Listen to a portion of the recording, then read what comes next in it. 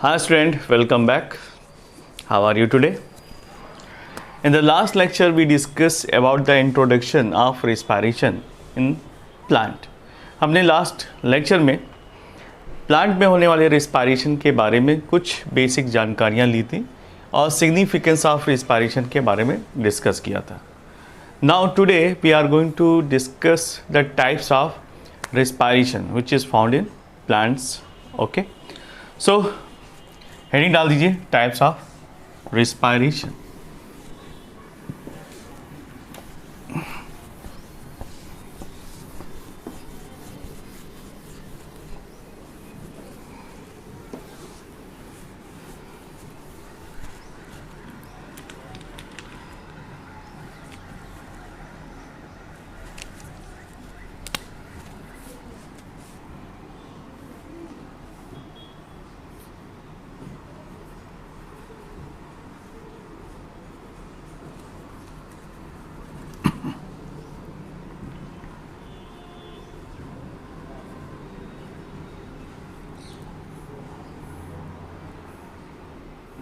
Types of respiration.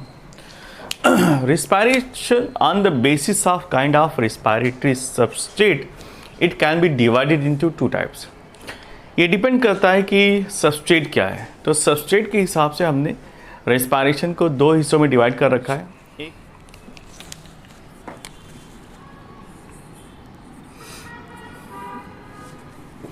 On the basis of substrate.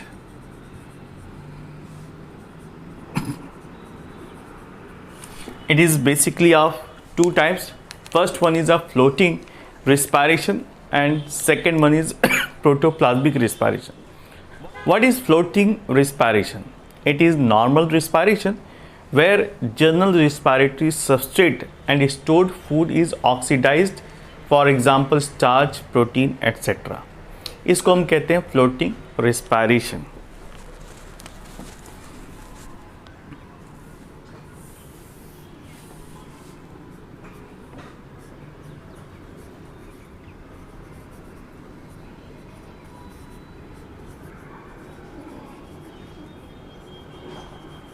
Okay, तो floating respiration किसे कहते हैं? It is a normal respiration and where the respiratory substrate and stored food is oxidized, like starch, like protein, etc. इसमें लिख दो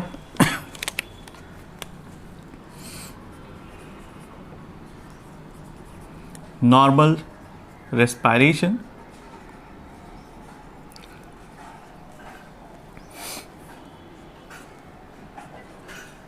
utilize or oxidized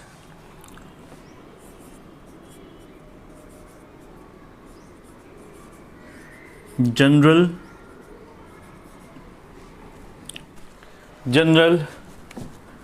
respiratory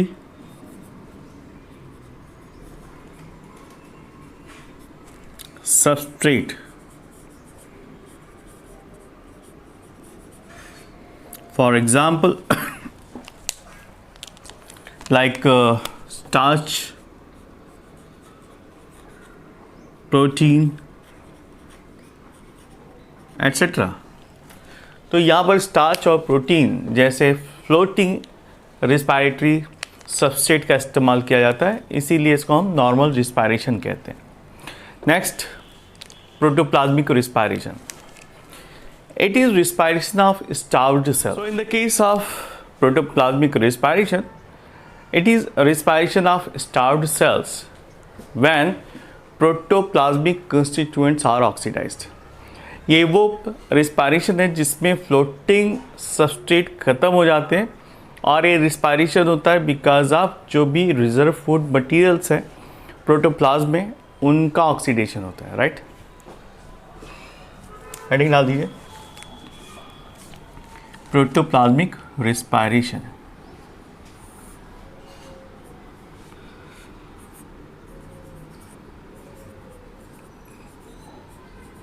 plasmic respiration.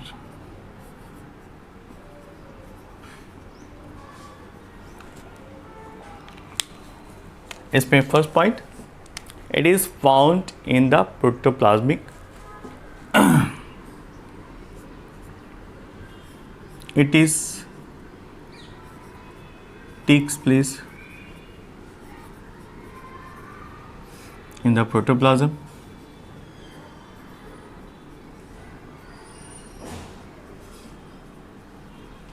Second point, here protoplasmic constituent oxidize. Plasmic constituent oxidized. All right, so that is the difference between floating respiration and protoplasmic respiration. तो यहाँ पर starch और protein utilise होता है, यहाँ पर जो protoplasmic constituents होते हैं, जो भी रिजर्व फूड मटेरियल्स हैं, उनको इस्तेमाल किया जाता है, राइट। तो इसी को हम कहते हैं protoplasmic respiration. So on the availability of oxygen, अगर हम ऑक्सीजन की बात करें तो on the basis of availability of oxygen the respiration can be divide into further two types, aerobic and anaerobic. Aerobic जिसमें ऑक्सीजन इज़ रिक्वायर्ड, और anaerobic जहाँ पर ऑक्सीजन की रिक्वायरमेंट नहीं होती। तो नेक्स्ट हेडिंग डाल दीजिए, on the basis of availability of oxygen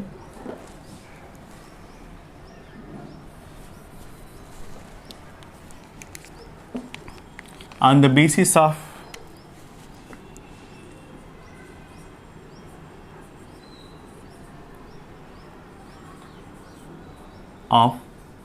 oxygen respire, it can be divided into following style.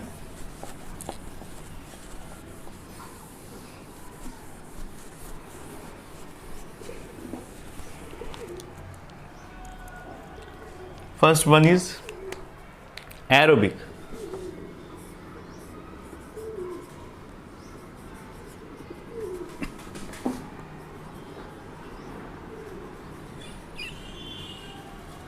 On the basis of availability, the respiration is further divided into two types, aerobic and anaerobic. Aerobic respiration में complete oxidation होता है food material का, and it is because of using of oxygen and when entire carbon released as a carbon dioxide, और यहाँ पर जो पूरा का पूरा कार्बन है वो कार्बन डाइऑक्साइड के फॉर्म में रिलीज हो जाता है, इसी को हम कहते हैं एरोबिक रेस्पिरेशन। तो इसमें लिख लीजिए complete oxidation, complete oxidation of substrate. Second important point, all carbon, जितने भी कार्बन हैं फूड में वो सभी कार्बन डाइऑक्साइड के फॉर्म में कन्वर्ट हो जाते हैं। Entire carbon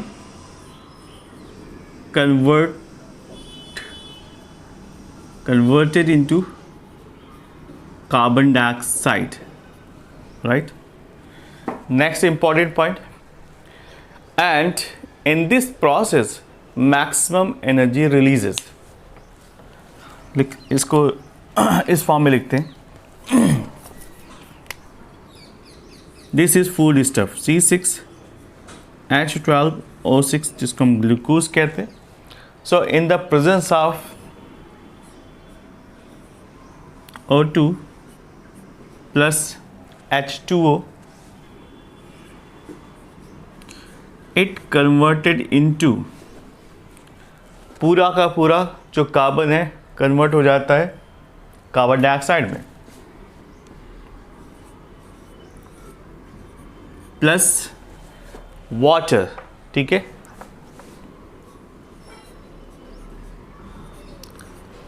and because of this reaction maximum energy releases, right?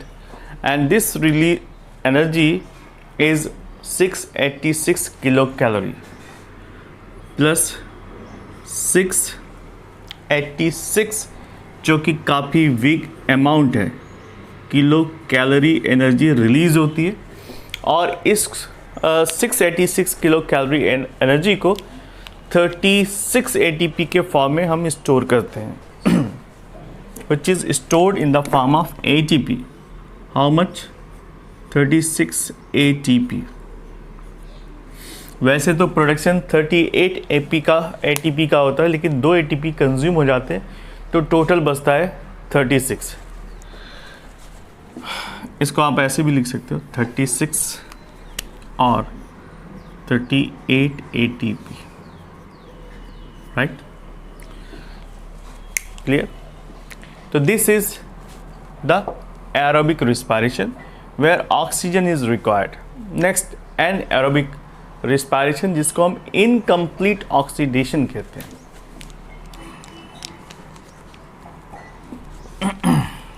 इसमें लिखिएगा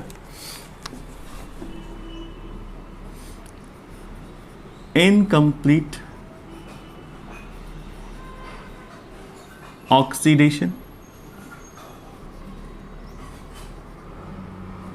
सेकेंड इंपॉर्टेंट पॉइंट इस एनारोबिक रिस्पायरेशन की ये है कि जो फूड है वो ऑक्सीडाइज्ड होता है in the form of alcohol और ऑर्गेनिक एसिड, और यहाँ पर ऑक्सीजन का बिल्कुल यूज़ नहीं हो रहा है।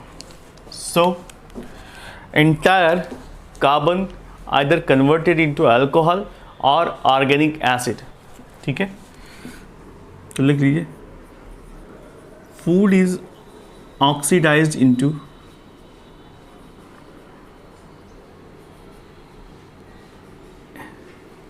alcohol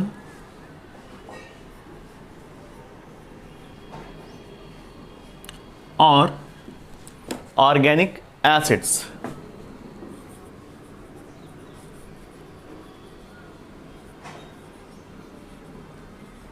right, next point, it occurs into the cytoplasm। ठीक है, that is why most of the energy is lost। ठीक है, सिर्फ और सिर्फ 2 ATP का प्रोडक्शन होता है, बहुत ही कम एनर्जी है, only 2 ATP formed। now you can compare 36 और 2 ATP। तो इस कंपेयर में तो मैक्सिमम एनर्जी आपको एरोबिक रिस्पायरेशन से मिलती है, लेकिन एनएरोबिक रिस्पायरेशन में बहुत ही लिटिल अमाउंट में एनर्जी प्रोड्यूस होती है। Now look at the reaction.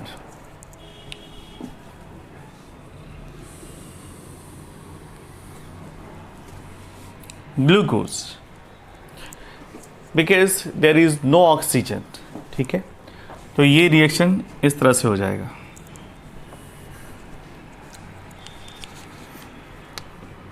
C6H12O6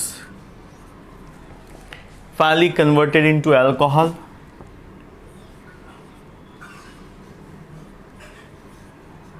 plus carbon dioxide plus इसमें कन्वर्ट होता है 21 kilo calorie, and this 21 kilocalorie is stored in 2 ATPs। so you do understand कि how much energy liberate during the anaerobic respiration। ये काफ़ी कम energy produce करता है, और ये कहाँ पर पाया जाता है? ये एंजाइमेटिक प्रोसेस होती है।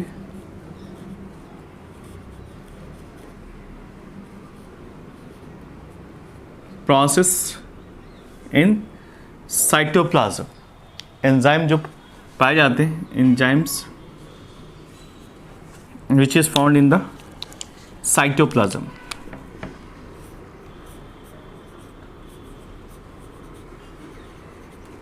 This is alcohol, carbon dioxide and, तो यहाँ पर एनर्जी, क्योंकि यहाँ पर कंप्लीट ऑक्सीडेशन नहीं हो पाता, इसलिए एनर्जी का जो रेशियो है काफ़ी कम रिलीज होता है। All right. Now look at the anaerobic respiration. Now let's see कि anaerobic respiration कहाँ पाए जाते हैं और पहले इसको किसने रिपोर्ट किया. एनारोबिक रिस्पायरेशन को सबसे पहले रिपोर्ट किया या बतलाया, उनका नाम है कॉटी चिव, साइंटिस्ट का नाम है. एंड एनारोबिक रिस्पायरेशन में takes place in the bacteria, बहुत सारे एनारोबिक बैक्टीरिया पाए जाते हैं. Some lower parasitic animals like ascaris, taenia solium, कुछ प्लांट्स ह्यूमन बॉडी में और दूसरे प्लांट एनिमल बॉडी में पाए जाने वाले RBCs, muscles of human body, muscles में भी पाया जाता है. And when oxygen is not available, so anaerobic respiration was firstly reported by Kostychev. Kostychev is the name of scientist, ये लिख लीजिए.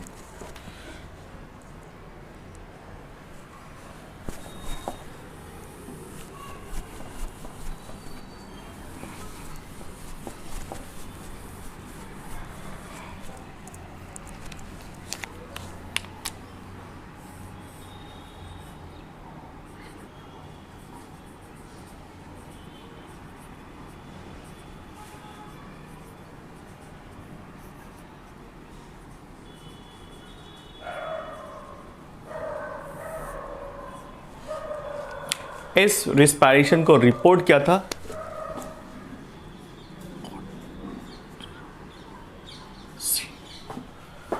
कॉटी चिव, complicated name.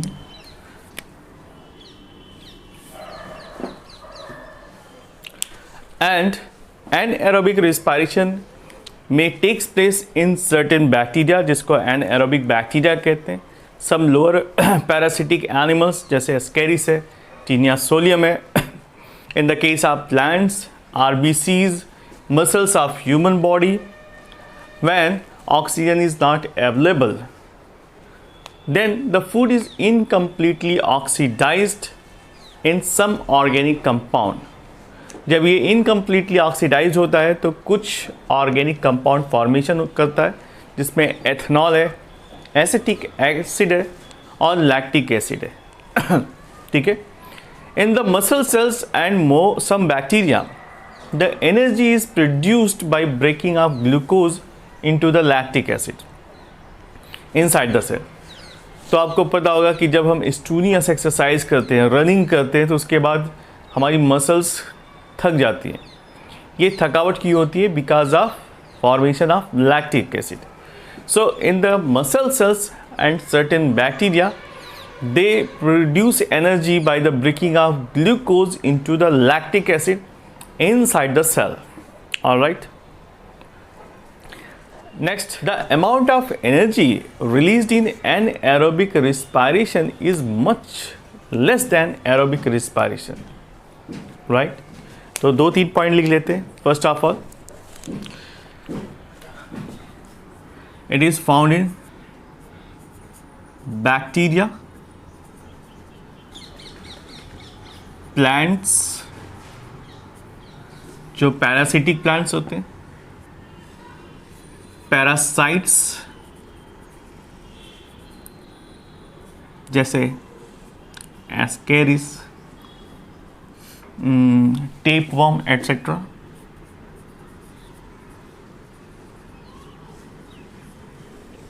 Next important part,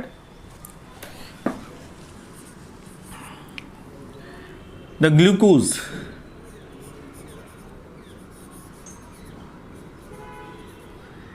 incompletely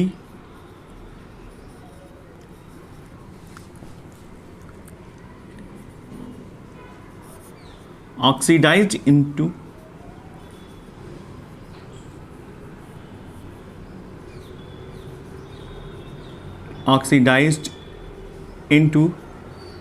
the organic compound, into the organic acids, organic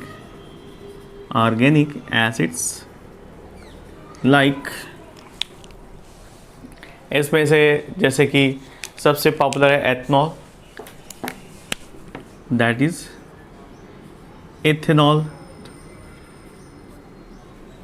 plus pyruvic acid, lactic acid, acetic acid,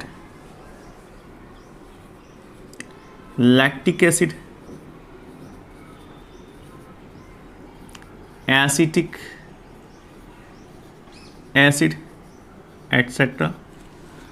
तो glucose convert हो जाता है ethanol में, lactic acid या फिर एसिटिक एसिड में। मसल सेल्स, ह्यूमन की जो मसल सेल्स है और some bacteria,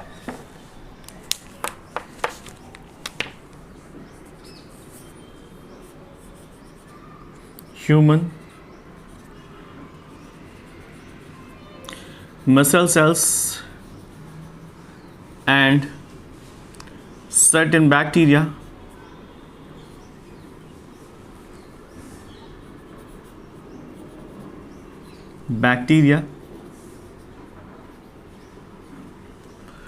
utilize lactic acid for the energy, right? So they produced energy by the breaking of glucose into the lactic acid. लिख लीजिए,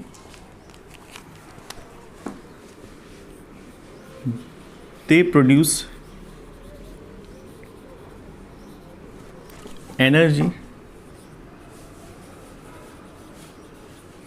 by the breaking of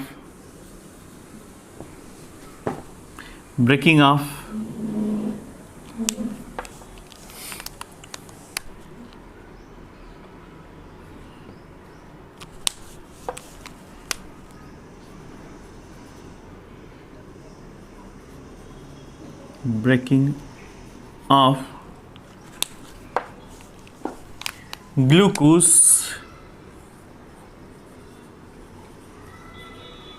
into lactic acid. Alright, यहाँ पर glucose किस में convert हो रहा है? Ultimately lactic acid में कन्वर्ट हो जा रहा है, जो कि ह्यूमन मसल्स में भी पाया जाता है और बैक्टीरिया भी। So the amount of released by this process is very very less. ठीक है, नेक्स्ट आता है, इसके इक्विवेलेंट ही है, एनारोबिक रिस्पायरेशन में आता है fermentation. So fermentation is performed by the bacteria, some fungus, but mostly by the microbes. Heading fermentation.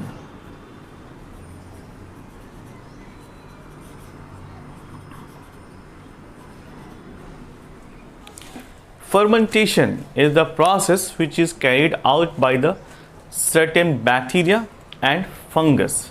ठीक है, तो मोस्टली फंगस और कुछ बैक्टीरिया के थ्रू ये प्रोसेस परफॉर्म होती है, but the noticeable point is that it is not a intracellular process, but it is a extra cellular process by which 2 ATP are produced.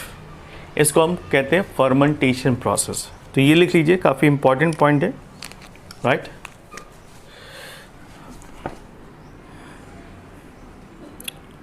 Performed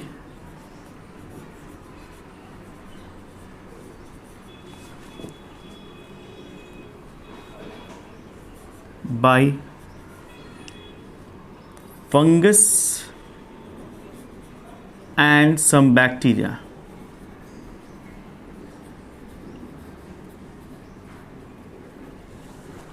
Second important point,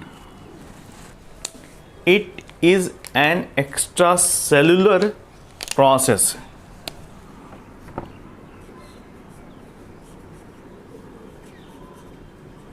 extra cellular, ध्यान देना,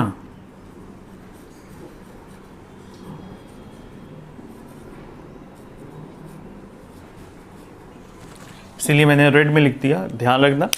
ये extra cellular process से ये fungus के अंदर या bacteria के अंदर नहीं पाया जाता, सबस्ट्रेट यहाँ पर बाहर अवेलेबल होते हैं, इसलिए इसको हम एक्स्ट्रा सेलुलर प्रोसेस कहते हैं। और just like other anaerobic respiration, 2 ATP produced.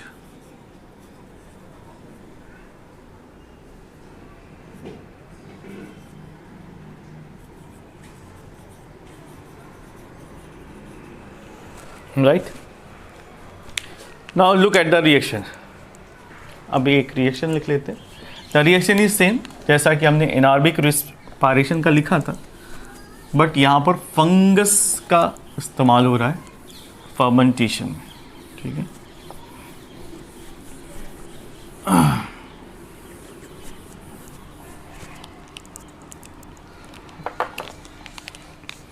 Glucose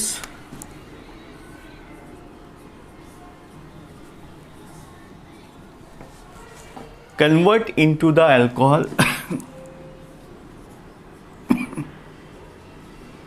plus alcohol plus carbon dioxide और हीट एनर्जी रिलीज होती है. ठीक है. और during this process the whole procedure is done by yeast, जो कि फंगस है. ठीक है. और बाय द बैक्टीरिया. राइट. और हीट के फॉर्म में जो एनर्जी निकलती है उसकी टोटल वैल्यू होती है 2 ATP. तो this is all about the process of fermentation. इसको हम फर्मेंटेशन कहेंगे.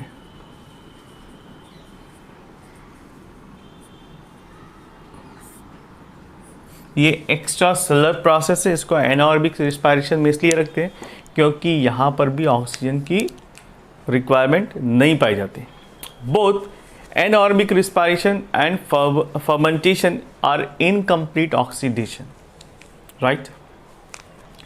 So the inhibitory effect on respiration of oxygen is called Pasteur effect, और इसी को हम पास्चर इफेक्ट भी कहते हैं. Right. The inhibitory effect on respiration of oxygen is known as Pasteur effect.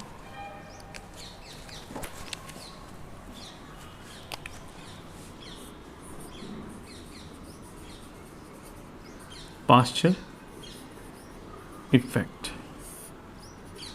लिख लीजिए. The inhibitory effect on respiration, inhibitory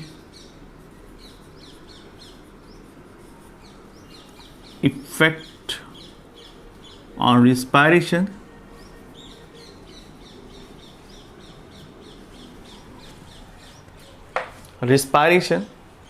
of oxygen